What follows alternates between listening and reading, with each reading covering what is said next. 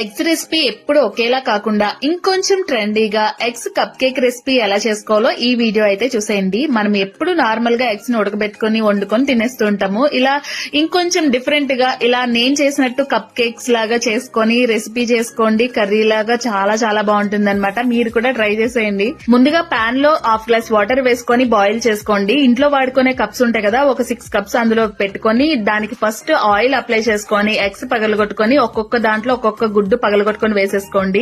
తగినంత ఉప్పు కారం వేసుకొని ఆనియన్స్ పచ్చిమిర్చి అలాగే కొత్తిమీర ఒక రెబ్బ దాని మీద అలా పెట్టేసుకొని మూత పెట్టి ఒక 10 మినిట్స్ బాయిల్ చేస్తే మనకైతే బాయిల్ అయిపోతాయి అనమాట. అవి వేడిగా అస్సలు తీయొద్దండి. బాగా కంప్లీట్ గా చల్లారిపోయిన తర్వాత చాకుతో చుట్టూ అని బయటికి తీస్తే ఈజీగా మనకి కప్ కేక్స్ లాగా ఎగ్స్ అనేవి వచ్చేస్తాయి అనమాట. ఇప్పుడు వీటిని కర్రీ చేసుకొని తింటే ఉంటుందండి. దీని టేస్ట్ మామూలుగా ఉండదు అనమాట. మరి కర్రీ వీడియో దీని నెక్స్ట్ వీడియో వస్తుంది, చూసేయండి.